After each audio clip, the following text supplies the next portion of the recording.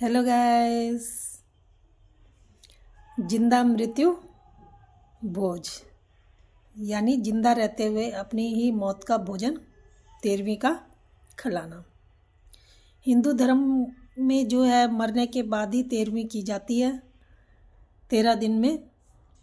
तो होता क्या है कि एक आदमी होता है जो अपनी 13वीं अपने रहते ही करवा देता है। तो सब लोग बड़े अचंभित होते हैं। तो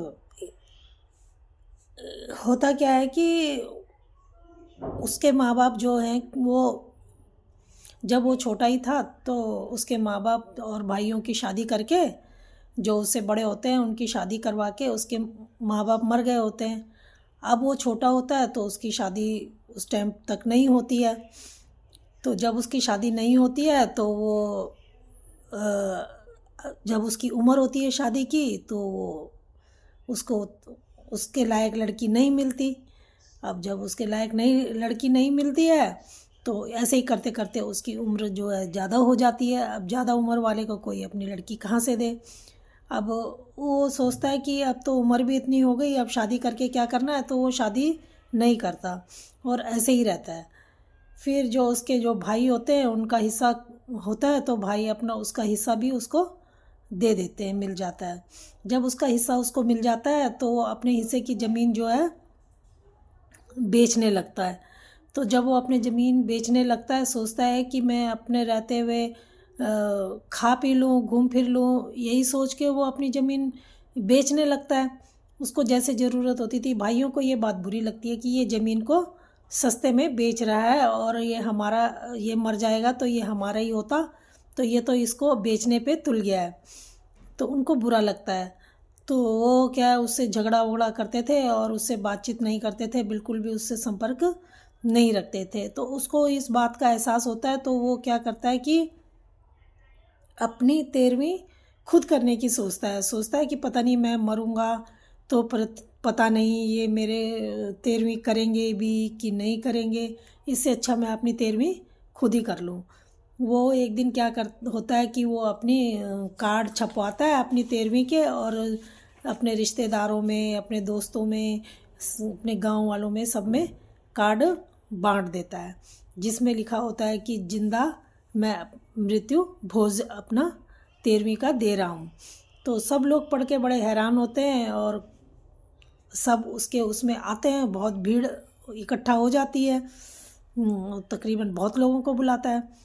अब खाना बनता है, सब खाते हैं और सब बातें कर रहे होते हैं कि ये भाई कैसी 13वीं कर रहा है अपनी, और अभी से ये अपना खाना 13वीं का खिला रहा है।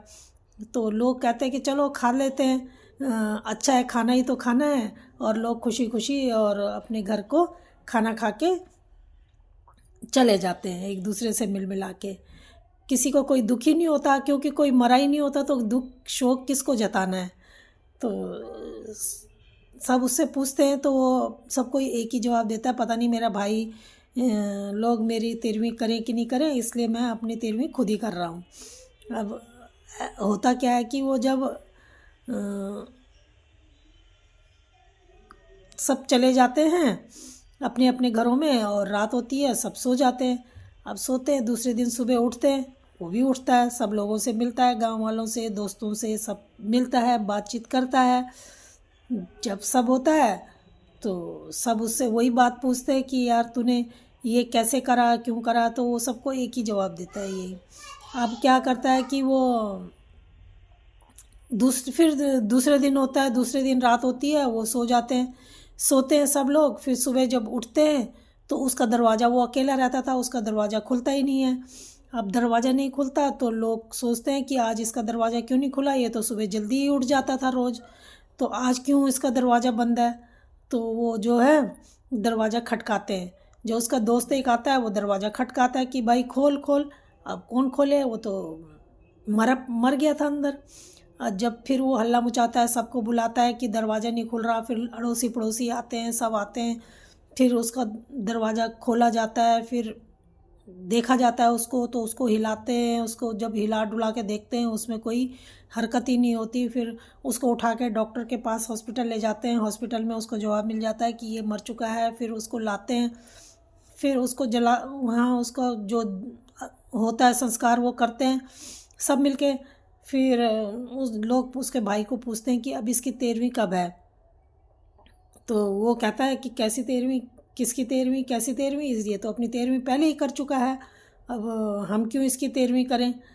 तो लोग समझ जाते हैं और कहते हैं कि अच्छा हुआ कि भाई चलो वो अपने हाथ से न लोगों को इकट्ठा करके खिला पिला गया है, अपनी 13वीं कर गया है।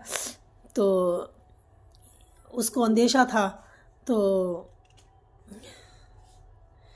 तो दोस्तों, आपको ये कहानी कैसी लगी? अगर अच्छी लगी हो तो प्लीज़ लाइक और सब्सक्राइब ज़रूर करें। Thank you.